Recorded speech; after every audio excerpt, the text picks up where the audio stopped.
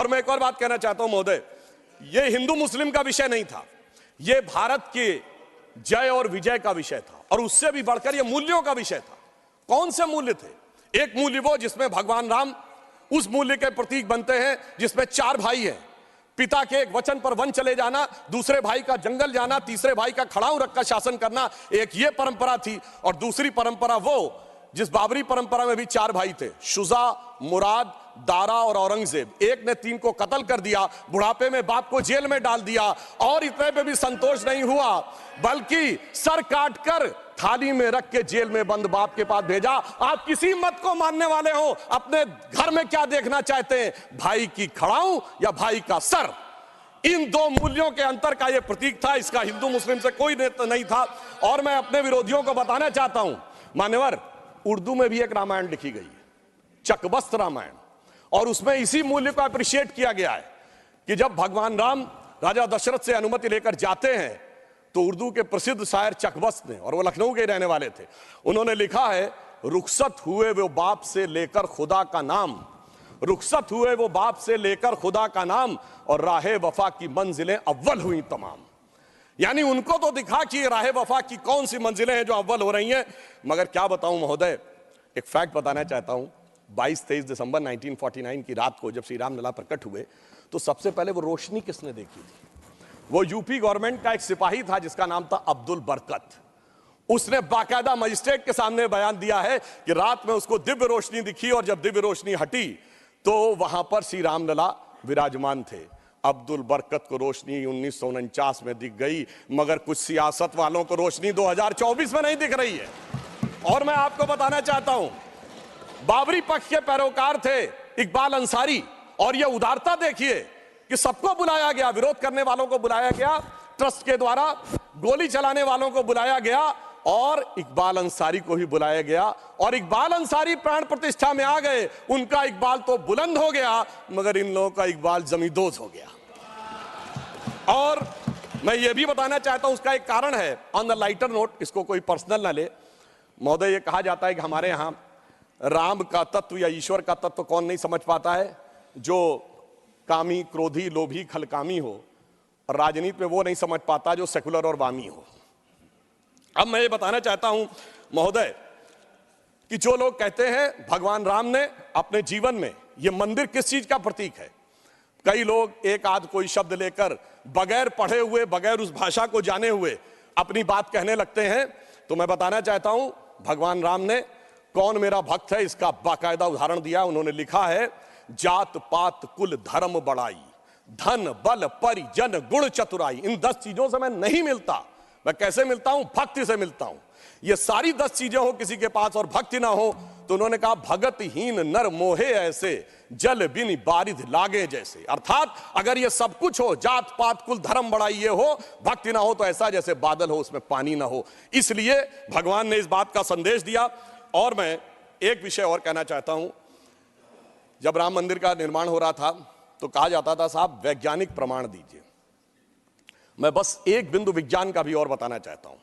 यह विशुद्ध विज्ञान है, क्योंकि अगर आपने रामचरितमानस के शुरुआती श्लोक पढ़े हो तो उसमें बहुत साफ लिखा, सीताराम गुणगाम पुण्यारण्य विहारिण्यो वंदे विशुद्ध विज्ञानो कवीश्वरो कपीश्वरो। अर्थात विशुद्ध विज्ञान महर्षि वाल्मीकि ने लिखा। और विज्ञान क्या है? पूछा गया था कि भगवान हुए कब, ये तो बताइए, यहां हुए कि नहीं ये बताइए। अब आप ये बताइए कि आज हम समय कहते हैं, उनका एग्जैक्ट टाइम लिखा है। जैसे आज हम टाइम कह रहे हैं, दिल्ली में कुछ और है, लंदन में कुछ और है, तो एक जीएमटी ग्रीनिच मीन टाइम बताया गया। पर अगर आपसे पूछा जाए टाइम का एब्सोल्यूट मेजरिंग पैरामीटर क्या है, which is equally applicable on earth, moon, solar system and any point in the space, it is only the relative positions of planet। और भगवान राम का वो exact relative positions of planet, जो Einstein का 4th dimension कहा जा सकता है, वो लिखा है कि मेष राशि में सूर्य था, मकर राशि में मंगल था, तुला राशि में शनि था, मीन राशि में शुक्र था। और जब नासा ने अपने प्लेनेटोरियम गोल्ड सॉफ्टवेयर में डाला तो 5114 बीसी की डेट निकल आई। इससे ज्यादा किसी को सबूत चाहिए? विज्ञान का वो सबूत मिला। और इतना ही नहीं, मैं बताना चाहता हूं, जिन लोगों ने अगर पढ़ी हो तो भगवान राम के जन्म के समय लिखा है कि चैत्र मास के समय शरद ऋतु थी। अंगद बताते हैं कि अश्विनी मास यानी आज के अक्टूबर के समय वसंत ऋतु थी। और इतना ही नहीं, कहा गया जब किष्किंधा से भगवान निकलते हैं तो धूमकेतु टकराया था। मूल नक्षत्र से, और जब एस्ट्रोनॉमर्स ने इसकी गणना की तो वो ठीक डबल हो जाता है, 14,000 साल पीछे आता है। इसका मतलब प्रमाण देखने हैं तो प्रमाण जमीन के नीचे से भी निकले, शाही फरमानों से भी निकले और आसमान से भी निकले। समस्त मर्यादाओं को पूर्ण करते हुए हमारे ये इस विषय के ऊपर आए। और मैं एक बात और कह दूं, कभी कहा जाता था महर्षि वाल्मीकि ने तो रामायण भगवान राम के पैदा होने से पहले लिख दी थी, और कहा जाता है भविष्य में जाके लिख दी। कहा जाता है गप है, बकवास है, कैसे हो सकता है। महाभारत कहा जाता है वेद व्यास ने भूतकाल में जाके लिखी, वैशंपायन के समय। अरे ऐसा कैसे हो सकता है? मैं पूछना चाहता हूं 1916 में आइंस्टीन की थ्योरी ऑफ रिलेटिविटी देने के बाद अब time travel forward, time travel backward बकवास है क्या? अगर किसी ने साइंस नहीं पढ़ी है तो उसे समझना चाहिए, मगर मैं ये नहीं कहना चाहता हूं इसको कह के। मैं कहना चाहता हूं हमारे ऋषि त्रिकालदर्शी थे, और ये टाइम ट्रेवल तो बहुत छोटी बात थी जो अब धीरे धीरे लोगों को समझ में आ रही है। और मैं एक विषय और कहना चाहता हूं, हम सब ने भगवान राम के मंदिर तो देखा, वहां पर दूसरा सबसे बड़ा मंदिर कौन सा? हनुमानगढ़ी का। आपने हनुमान जी के सैकड़ों हजारों मंदिर देखे होंगे इस देश में, लवकुश का मंदिर देखा है कभी? नहीं। हमारे यहां पुत्र का महत्व नहीं है, शिष्य का महत्व है, भक्त का महत्व है।